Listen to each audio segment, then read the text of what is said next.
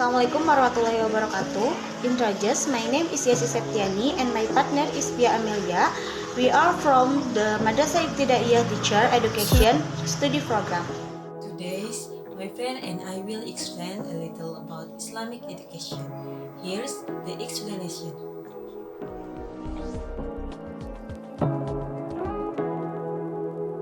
Said Sajjad Hussein and Said Ali Ashraf in the book Crisis in Muslim Education asserted that Islamic education is a program which trains the sensibility of people in such a manner of attitude to life, action, decision, and approach to all kind of knowledge.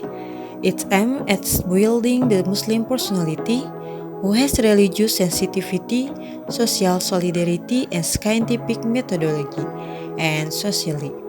According to M. Al-Afendi, Islamic education aims at building a society of good, peace, and God-fearing in the individuals, where social justice prevail, where toleration, brotherhood, love, mercy, goodness, and righteousness are predominant. Based on mutual consultation of individuals' intellectual capacities, where individuals enjoy freedom of touch and are competent to take responsibility, where individuals can live an ideal, pure and happy life. One thing supposed to say is a strong relationship between Islamic education and Islamic civilization which cannot be separated each other. It's about the man to be built in the same time.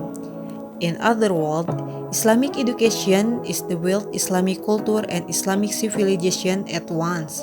Islamic culture is reflected in the art, ethic, aesthetic, and a religious value, or akidah, syariah, akhlak, that is internalized into individuals, and Islamic civilization is reflected in the social system, politics, economy, and technology included.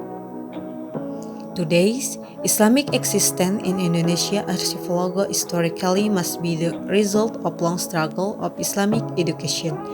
An historical study on the role of Islam and Islamic education in developing Indonesian community had done by Azumardi Azra and Said Muhammad Naqib Al-Atas as stated in their books Jaringan Ulama Timur Tengah dan Kepulauan Nusantara abad 17 dan 18 dan Islam dan Kebudayaan Melayu. Juhairini in the book Sejarah Pendidikan Islam stated that Islamic education along the history of this country could be written briefly as below.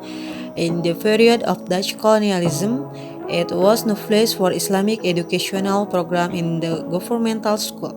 They were studied as the religion-free institution, and the colonial government did never acknowledge the existence of religious school of Muslim community.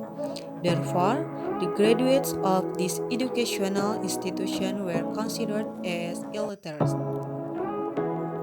In the Japan colonial period, ulama were free to teach the religious knowledge in their school, madrasah and pesantren, without any version from the colonial government.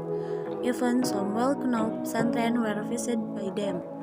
But Islamic education were nearly paralyzed because of Romusa and other colonial activities.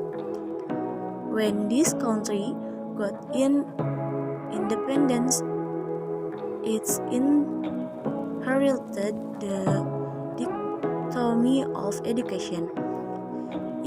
Public school and religious school, also governmental school and private one, so that the program of Islamic education must be accommodation in the curriculum of public school to manage this dichotomy.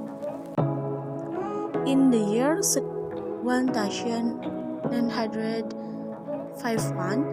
the subject matter of Islamic was taught for pupils of class 4, public elementary school, and junior high school and senior high school. The subject matter of Islamic education was taught is 2 periods, 45 minutes per week. To manage the dichotomy of education in the years 1976, the government, the Department of Education and Culture, Department of Religious Affairs, and Department of Interior religioused the equalization of public and religious school certificate. In the journal At-Ta'dib, Desentralisasi Pendidikan dan Otonomi Daerah, Ajumardi Ajra confirmed that public school institution of education under the realization of Department of Education and Culture and religious school in under the religious of the Department of Religious Affairs. Nowadays, there is an ideal to make one roof policy for both public and religious education institutions. This idea is so is the changing in the Department of Education and Culture becomes the Department of National Education. In other side, the religious of decentralization of district autonomy in the field of politics and economy is not inflexible, influencing the field of education.